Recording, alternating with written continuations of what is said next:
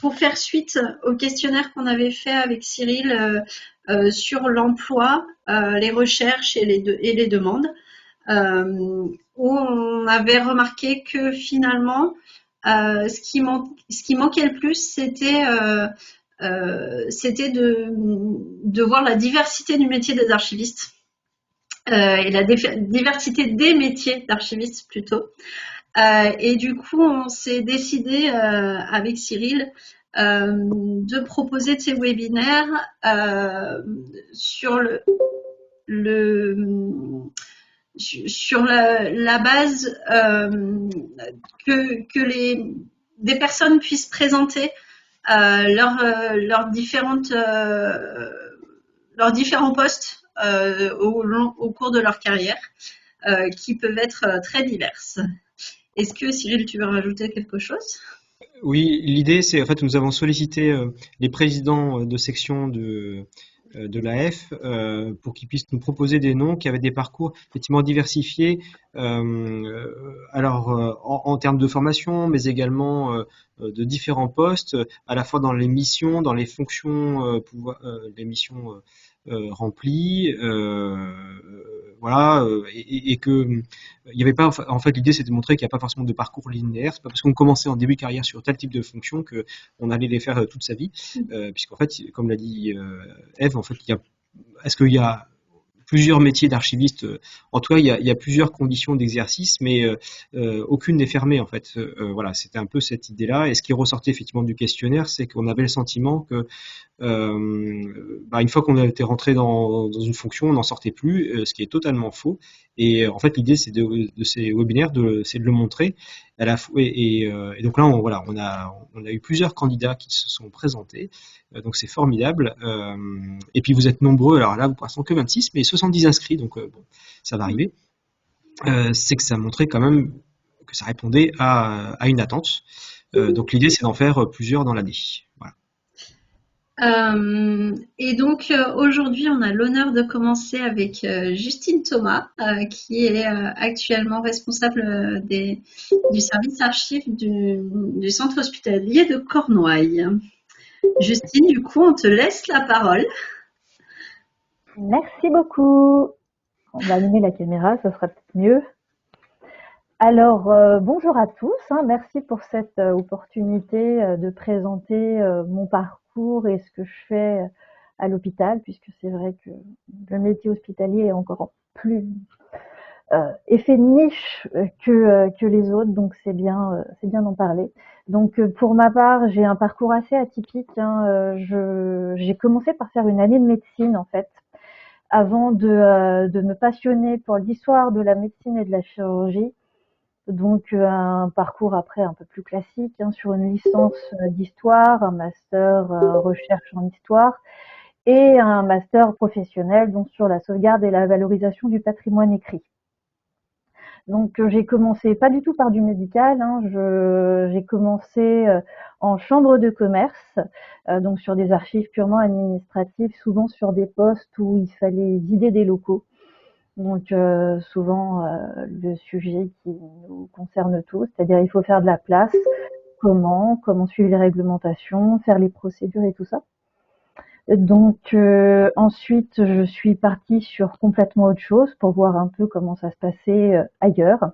Donc j'ai intégré la société Naoned en tant que consultante archiviste pour voir comment ça se passait côté prestataire lorsqu'on avait besoin notamment de logiciels de gestion des archives, savoir quelles étaient les limitations aussi bien techniques que fonctionnelles. Donc, ce qui m'a permis de voir vraiment quels étaient ce qu'on recherchait dans les logiciels, les limites techniques, comment on pouvait interagir. Et c'est là que je me suis rendu compte qu'on avait vraiment tous nos spécificités, tous des différences. Et c'était vraiment très intéressant de travailler de ce point de vue-là avec cette société-là. Et après, j'ai fini par intégrer le centre hospitalier donc de Saint-Nazaire, où j'ai commencé à faire également une mise en réglementation. Donc souvent dans les hôpitaux, en tout cas sur Saint-Nazaire, il n'y avait jamais eu d'archiviste diplômé en place. Donc tout à refaire, les inventaires, les gestions de mission et tout ça. Donc, en termes de mission hospitalière, donc on est directement en frontal avec les services dans le sens où on a des dossiers médicaux et donc on doit les livrer pour la continuité de soins, pour des consultations, mais également pour des interventions, qu'elles soient plus ou moins urgentes. Donc il doit vraiment y avoir un répondant très important de ce côté-là. Donc ce qu'on peut avoir aussi à gérer, c'est tout ce qui est de l'ordre de l'identito-vigilance, donc la vérification des identités pour s'assurer que tous les bons documents sont bien chez les bonnes personnes concernées. Donc ça peut être des problèmes de nom de famille, de date de naissance, de prénom. Tout ceci dans un seul but, évidemment, c'est qu'on prenne en charge les patients le mieux possible et le plus rapidement possible. Après, on est sur des tâches un peu plus archivistes, donc on peut avoir donc la destruction des archives, donc des dossiers médicaux, où on est sur des délais 10 ans à compter des décès, 20 ans à compter de la dernière venue ou 28 ans pour les enfants s'ils sont venus uniquement quand ils étaient mineurs. Donc avec une flopée d'autres durées d'utilisation administrative, je ne rentrerai pas dans le détail, mais donc on gère les destructions, évidemment avec les archives départementales.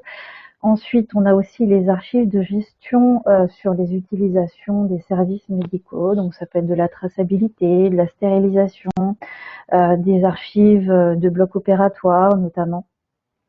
Donc on a vraiment toute une diversité. Je peux vous parler aussi des archives de la chambre mortuaire, de la pharmacie. Donc on a vraiment un panel de missions et de typologies archivistiques qui sont vraiment très différentes. Et donc j'ai commencé à remettre en place donc tout un tas de procédures à l'hôpital de Saint-Nazaire, étant donné que nous étions pas in situ, en fait, nous étions à peu près à 10 km de l'hôpital, donc une gestion vraiment à distance. Donc, ce qui n'est pas toujours évident à gérer pour les problématiques et pour les urgences. Et donc, mon dernier poste, je suis sur le centre hospitalier donc, de Cornouailles depuis plus de 2 ans maintenant, et dont les principaux chantiers ont été le changement de logiciel. Donc, un gros chantier puisqu'on avait un logiciel qui avait 40 ans, qui était là depuis 40 ans, donc avec ses avantages, mais surtout ses défauts.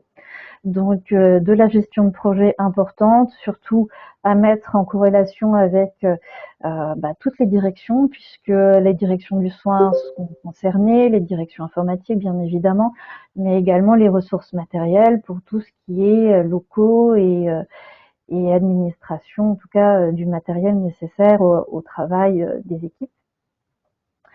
Un autre chantier important qu'on a eu, c'est la dématérialisation, sujet qui est, ma foi, très important pour beaucoup d'établissements maintenant. Donc, on a commencé par faire un premier protocole de dématérialisation pour ce qu'on appelle donc tout ce qui est documents externes, dont nous n'avons pas la responsabilité, mais qu'il est bien d'avoir pour des raisons de continuité de service.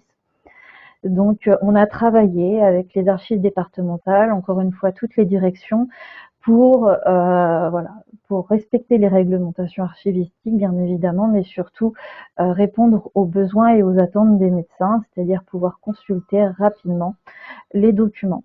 Donc et à tout cela, bien évidemment, se rajoutent des problématiques de saturation. Donc nous, on est sur 14 km linéaires en conservation, on est en saturation totale depuis 2 ans maintenant.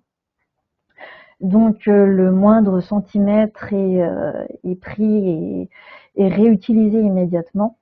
Donc voilà, un gros travail avec les équipes, un gros travail avec les archives départementales, une sensibilisation notamment au niveau des services de soins ou des autres services hospitaliers pour expliquer ce qu'on fait, pourquoi, dans quelle mesure, ce qui me semblait important, puisqu'évidemment souvent en hospitalier, les archivistes sont peu vus, peu reconnus, et donc il me semblait important de montrer que nous faisions partie de la chaîne de soins tout au départ, puisque un dossier médical pouvait apporter des informations qui pouvaient sauver la vie d'un patient, notamment dans le cadre d'accidents transfusionnels, d'allergies aux médicaments et tout ce type de sujets. Donc voilà, une grosse sensibilisation. L'objectif, c'est de participer aussi à la communication interne, donc il va être prévu de faire une journée internationale des archives au mois de juin pour vraiment présenter nos archives, ce qu'on a fait, le avant-après, et l'objectif étant voilà, de pouvoir répondre aux besoins des usagers et des services, puisque bien évidemment depuis 2002, les usagers et leurs ayants droit ont le droit de demander leurs dossiers médicaux. Et donc là également, c'est nous qui nous en occupons. Donc, sélection documentaire, proposition, vérification des qualités des personnes. Donc, c'est un gros travail aussi juridique à connaître de la part des équipes. Donc, voilà, c'est très complet de ce point de vue-là. Mais ce qui nous permet, voilà, de ne pas être complètement détaché du public et de pouvoir, voilà, interagir avec des personnes, ce qui me semblait aussi important. Donc voilà pour ce qu'on fait principalement. Donc il n'y a pas de journée type en fait dans l'hôpital, ça dépend. La charge de travail n'est pas du tout la même du jour du lundi au vendredi. Parfois ça peut être très calme, notamment pendant les vacances. Parfois ça va être la course et on va devoir mettre beaucoup d'agents sur le sujet. Mais bon, voilà, on en est là. Grosse saturation, donc gros besoin. Donc on doit savoir jongler, être multitâche. Et donc là, on arrive sur justement le déploiement du nouveau logiciel. Donc un gros travail également qui nécessite d'avoir beaucoup de cordes à son arc. Donc voilà, un peu pour mon parcours et ce que je fais dans mon établissement. Si vous avez des questions, vous pouvez soit prendre la parole, soit en levant la main. Oui, vous pouvez lever la main en bas à gauche pour que je vous assigne de parler. Sinon, vous pouvez poser vos questions sur le chat. Moi, j'ai une petite question, si tu veux bien. Est-ce que dans tous tes postes, tu as fait du management et de la gestion d'équipe ou pas? Oui. Et du coup, est-ce que tu t'avais été préparé à ça? Enfin, voilà, un peu. Non, non. On est un peu jeté dans la piscine. La première fois, c'était pas du management direct, donc en chambre de commerce, c'était surtout l'animation de correspondants dans les services. Donc, je me suis quand même attelée à animer un réseau de 60 correspondants sur mon premier poste. Hein, donc, pas évident, surtout que il faut défendre ce pourquoi vous êtes là, ce pourquoi vous faites comme ça. Par exemple, le premier sujet moi qui m'a interpellée, c'est l'anonymisation des boîtes. Ils voulaient à tout prix marquer tout ce qu'il y avait sur leur boîte. Tout le monde avait accès à toutes les archives comme ils voulaient, quand ils voulaient.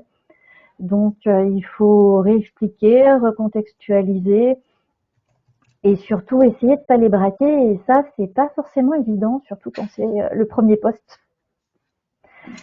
Et sur ceux d'après, donc Naonen, non, j'avais pas de gestion d'agents. Là, sur ce poste au centre hospitalier de Cornouailles, je vais entre 10 et 15 agents selon l'année. Donc, ça sous-entend toutes les joies et tous les bonheurs de la gestion ressources humaines. Donc, faire des plannings, faire en sorte qu'il y ait de l'équité entre les agents, gérer les évaluations, gérer les conflits, gérer tous les questionnements et les désaccords des agents entre eux ou avec nous. Donc, c'est une grosse partie du travail, hein, je le cache pas.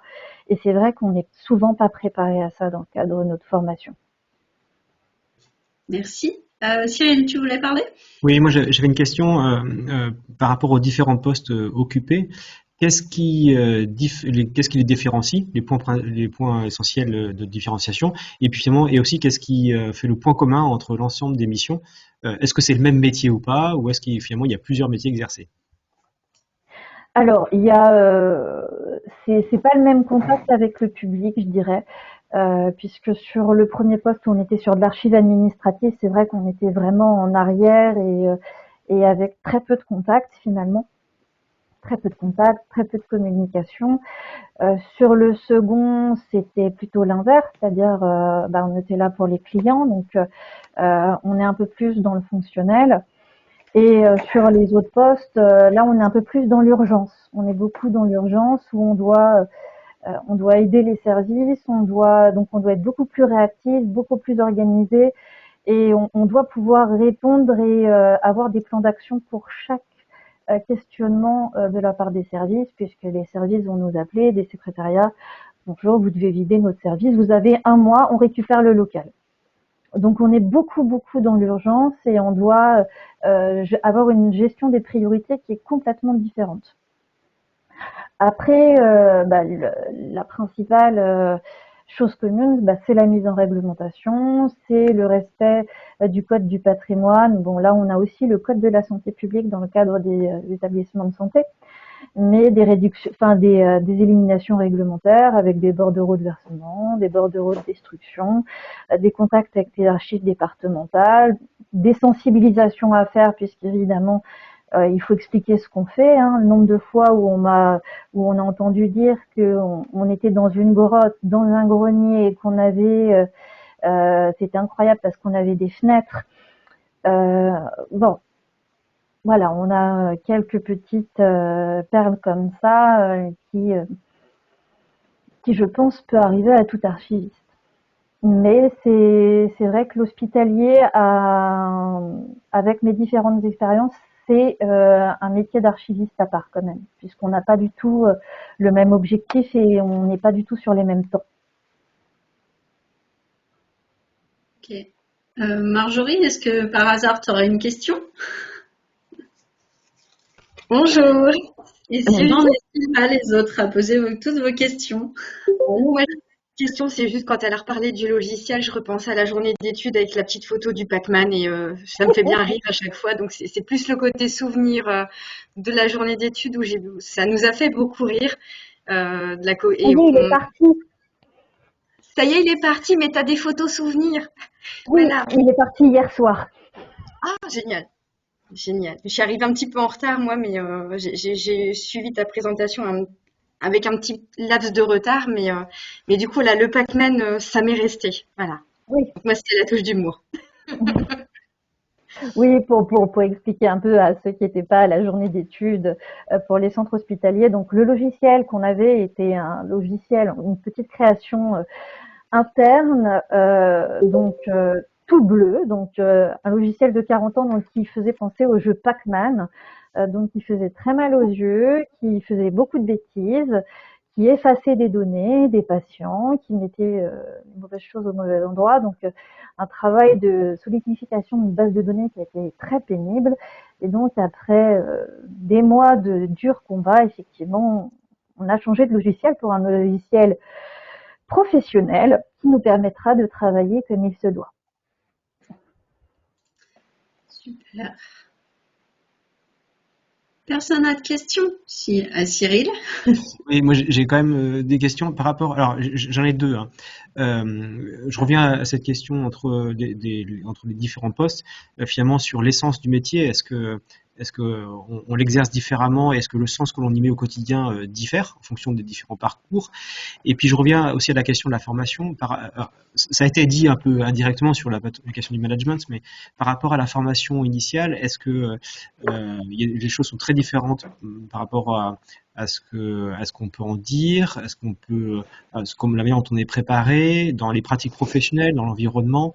Voilà, deux questions un peu différentes, mais qui me semblent intéressantes.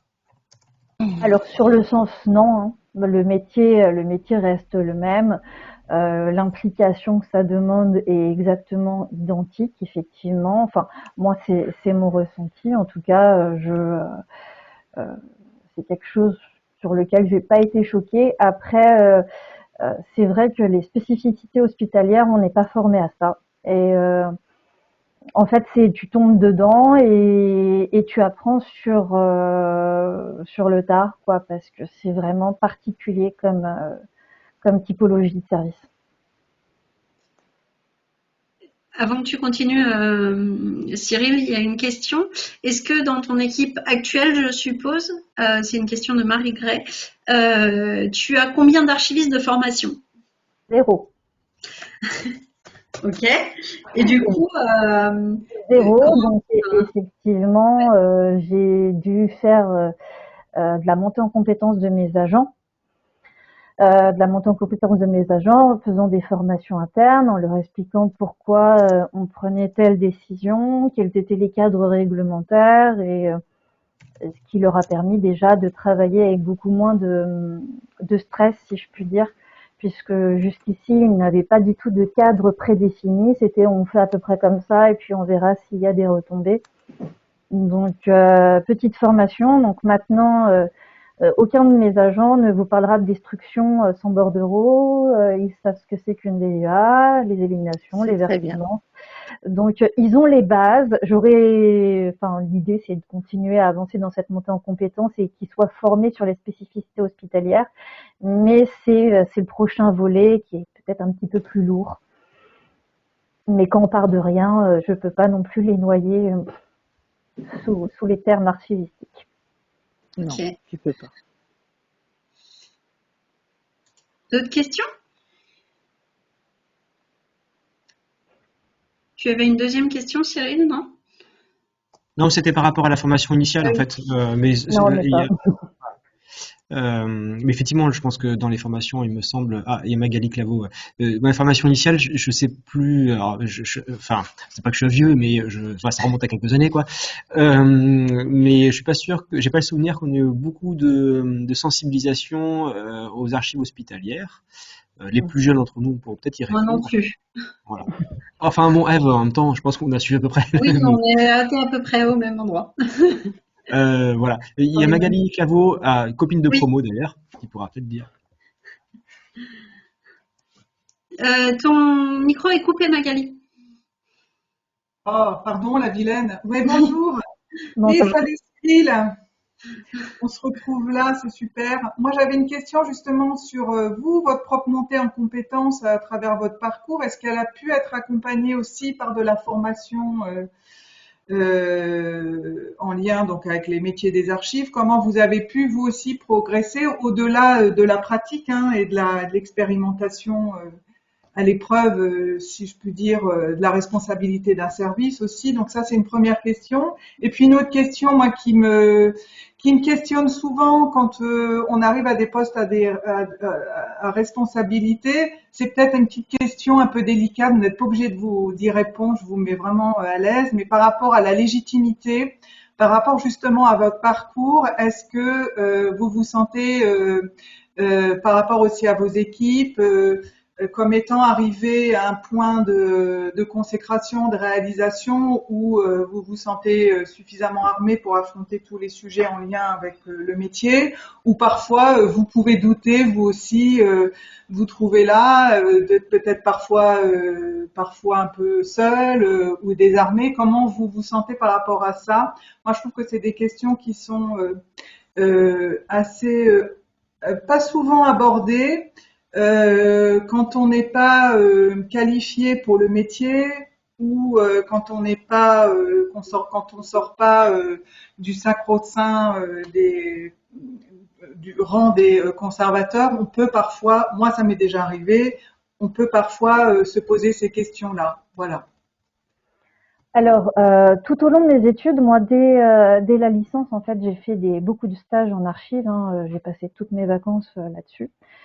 Après, en termes de formation, oui, on m'a permis de faire quelques formations justement pour solidifier mes acquis et pour aller plus loin, notamment sur la dématérialisation et l'archivage électronique.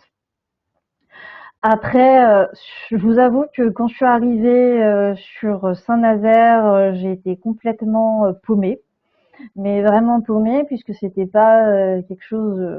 Je connaissais un petit peu, mais les grandes lignes. Donc j'ai dû apprendre et j'ai surtout dû faire amende honorable auprès de mes équipes en disant excusez-moi, sur ce sujet je botte en touche, il faut que je me renseigne. Aujourd'hui, j'ai un peu plus de légitimité puisque j'ai un peu plus d'expérience, mais sur des questions, il arrive à mes agents de me mettre des cols et sur lesquels je préfère être complètement honnête avec eux en disant que sur le sujet des archives, qui est un sujet qui est en pleine évolution constamment, il m'arrive aussi de ne pas avoir les réponses et l'avantage c'est que j'ai réussi à quand même à motiver suffisamment mon équipe pour qu'on se dise on n'a pas la réponse, on va essayer de la chercher d'abord de notre côté et au besoin on pourra voir avec les archives départementales, ce qui nous a permis d'avancer par exemple sur la gestion des dossiers transfusionnels. Vous voyez, on a réfléchi avec les archives départementales, avec des collègues et tout ça, et ce qui nous a permis de réinventer un peu notre gestion. Mais bien évidemment, je pense aussi à la communication aux usagers. On a parfois des cas où on ne sait pas, on n'a jamais rencontré ça, et il faut avoir assez de, je pense qu'il faut savoir se repositionner, savoir admettre quand on n'y arrive pas et demander de l'aide soit à ses collègues, soit à sa hiérarchie. Et ce pourquoi l'AF est très utile justement quand on peut se solliciter les uns les autres.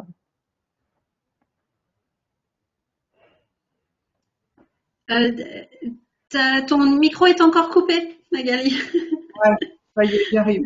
Oui, dernière chose aussi, merci pour ces précisions. Voilà, c'est bien, j'aime bien qu'on aborde ces questions-là.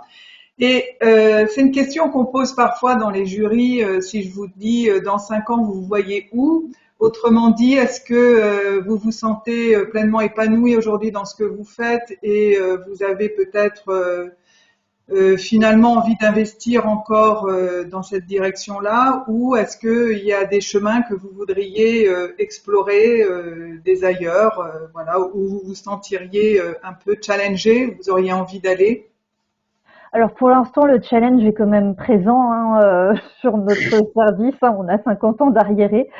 Donc pour l'instant, les projets, c'est essayer d'avancer et de rendre le service le plus propre possible.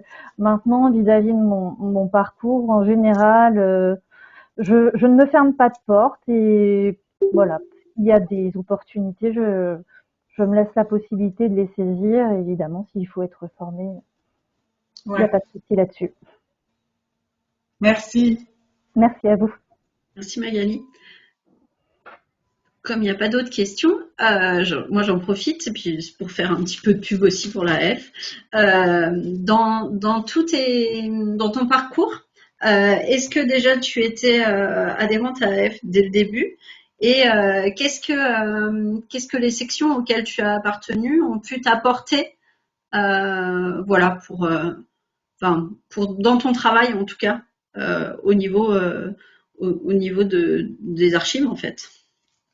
Alors oui, j'ai été très rapidement adhérente à la AF, donc ça m'a permis déjà de me rassurer parce qu'effectivement il y a le côté légitimité ou alors quand on est tout seul, on nous dit voilà, tu as une mission, débrouille-toi et voilà. Donc c'est vrai qu'on se sent rassuré d'avoir des collègues et potentiellement des réponses à nos questions que ne va pas forcément avoir notre hiérarchie. Donc c'est un vrai réseau et un vrai soutien.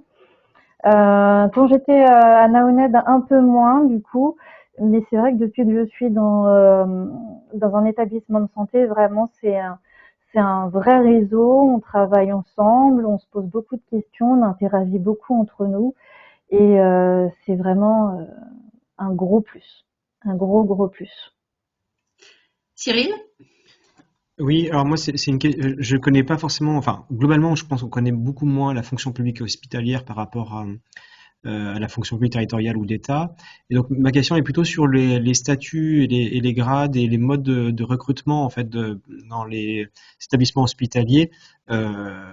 C'est parfois un peu nébuleux. Alors, je le dis d'autant plus que Marjorie le sait, mais en Vendée, j'essaie désespérément de faire recruter un véritable archiviste au centre hospitalier et que je n'y arrive pas. Voilà. Et donc voilà, mais c'est ma question sur comment vous êtes rentré. Est-ce que vous êtes complètement contractuel, sous quel type de grade, comment ça fonctionne? Parce que voilà, on connaît pas forcément. Alors comment ça fonctionne? Marjorie pourra répondre aussi bien que moi. On a eu la discussion la semaine dernière. C'est varié comme pas possible. Donc je vais vous parler du coup pour ma part, mais moi donc on m'a embauché en contractuel sur un poste vacant de catégorie B, donc en tant que technicienne supérieure hospitalière. Et bon, en réalité, dans le public, enfin en tout cas dans les établissements de santé, on vous parle beaucoup d'encadrant archives, et vous avez beaucoup de dérives sur, en fait, vous allez faire les tâches du responsable. Donc, souvent contractuel. Bon, ça dépend vraiment des gens, hein. On peut être aussi bien ingénieur que technicien, on peut être adjoint des cadres. Euh, bon, la plupart, on est beaucoup en CDI, je crois, beaucoup en CDI ou en CDD, mais certains sont titularisés après un certain nombre d'années sur concours interne.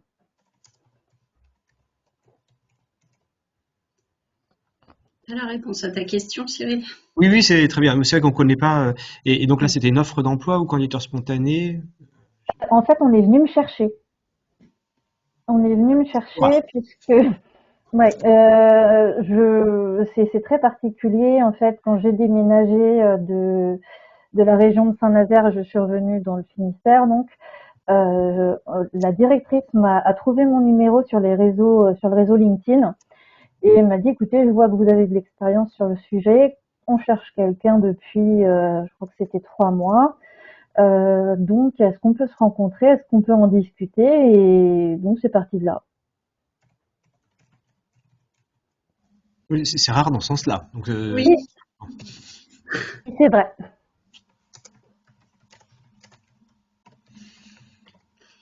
Ah, il y a une question. Christophe Cholet. Cholet, oui. Ouais. Bonjour à tout le monde. Je sais pas, vous m'entendez? Oui, très bien. Ouais. J'ai fait ça. Je voulais rebondir un petit peu. Donc, tout ce qu'a dit Justine, on se connaît assez pour savoir que je partage quand même beaucoup de similitudes. Moi, je suis en poste depuis 2003 sur un centre hospitalier, donc à Cholet. Et en fait, ce qu'il y a à retenir, c'est que c'est beaucoup d'opportunités à saisir. En fait, c'est que des épisodes, alors qu'on soit sur les montées en grade, qu'on soit sur les projets, c'est à chaque fois il y a un besoin institutionnel ou souvent une contrainte. On va pas se leurrer non plus.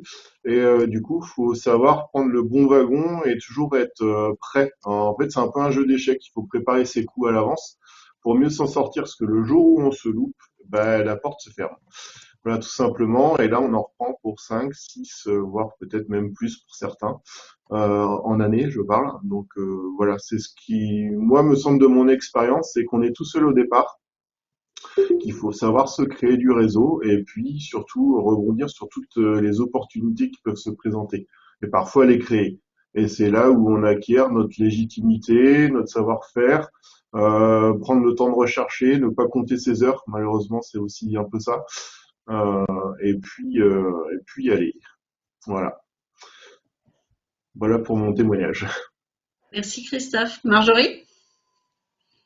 Ouais, après, ça peut être aussi, je rejoins aussi Christophe, hein, de toute façon, c'est pareil, on se connaît depuis longtemps, vu que c'est le réseau hospitalier. C'est aussi une question de, comme il disait, institutionnelle, et puis parfois aussi, ça peut être une question de hiérarchie. Pour les retours que j'ai pu avoir on a des archivistes hospitaliers là qui viennent de quitter leur fonction, donc j'ai déjà eu une personne au téléphone pour en avoir un petit peu plus d'informations sur le pourquoi de son départ, de sa démission et tout ça. Et souvent, ça peut être aussi des liens hiérarchiques qui se sont dégradés parce que le directeur ou le médecin DIM qu'on avait, donc médecin d'information médicale pour ceux qui ne connaissent pas, qui des fois change d'établissement ou prend sa retraite ou tout ça. Donc c'est vraiment aussi dépendant du lien humain aussi qu'on peut développer avec, et on me dit si je me trompe, mais pareil, on n'a pas tous les mêmes expériences, mais je pense que une fois qu'on a une hiérarchie qui a compris le métier, qui s'est intéressé au métier, qui ne nous voit plus comme quelque chose d'inutile ou de quelqu'un totalement dans le sous-sol comme une taupe, comme disait Justine au début, ça change aussi la vision du métier en hospitalier pour les archives en fait. Donc je pense que ça y fait aussi le lien hiérarchique et qui est pas toujours facile à construire puisqu'on a les directeurs, si on vient d'une direction. Si c'est le médecin DIM, c'est encore différent. Mais quand c'est des directeurs qui ça change tous les ans, c'est un peu compliqué pour construire. Voilà, moi c'était plus le côté humain. Il y a le professionnel, ok, mais je pense qu'il y a un côté humain justement à l'hôpital où on soigne des gens et qu'on soigne des humains de base. Voilà. Oui, Cyril? Oui, je pense que je reprends la question de notre collègue là de Cholet. En fait, l'idée aussi de ces webinaires, d'une manière plus générale, c'était de montrer que il fallait savoir saisir les opportunités, il faut être acteur de sa carrière, pas attendre et que en fait, il n'y a pas forcément d'interdit ou de blocage. C'est en fonction voilà, des opportunités, de la volonté, de son engagement. De ses réseaux, enfin de tout un tas de choses. Hein. Et il n'y a pas de carrière linéaire où tout est écrite dès le début. Hein. Et c'est montré en fait par ces webinaires, c'est-à-dire que finalement on peut faire plein de choses différentes, intéressantes, aussi bien auprès d'archives historiques, papier que de numérique. En fait, et que l'essence du métier reste reste la même. On travaille pour la conservation des archives et pour leur valorisation et voilà, et que le cadre d'exercice finalement change la manière de le faire, mais pas forcément la finalité.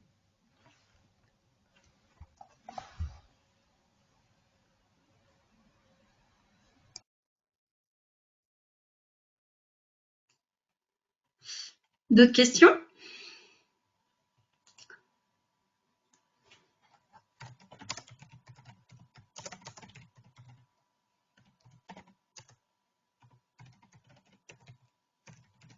Tu veux rajouter quelque chose, Justine? Non, mais je vous remercie de m'avoir permis de faire découvrir un peu ce que je faisais. Ben, nous, on est très contents d'avoir pu de partager ça. Vraiment, le prochain, du coup, j'ai oublié. Tu l'as sous les yeux. Merci beaucoup, Justine. Ah, Le voilà. prochain aura lieu en mars, du coup, début mars. Et ce sera, Frédéric Garnier, c'est ça, le 4 Qui- mars, c'est Frédéric Garnier. voilà, qui est aux archives régionales Pays de la Loire, qui a longtemps été en archives départementales de Loire-Atlantique et donc a un parcours aussi assez diversifié et qui me paraissait intéressant d'entendre, d'écouter, quoi.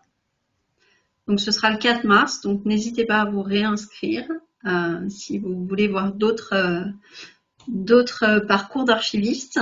Et n'hésitez pas non plus à en parler autour de vous et à dire aux gens de s'inscrire, parce que c'est la diversité des gens qui posent des questions et des gens qui interviennent qui fait la richesse des échanges. Merci à tous les participants. Merci à tous.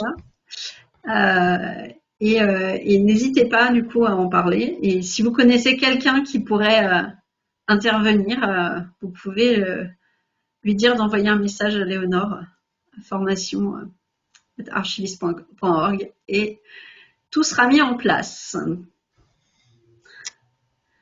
Merci à tout le monde. Merci à tous. Merci beaucoup. Merci, bonne journée. Bonne journée, au revoir.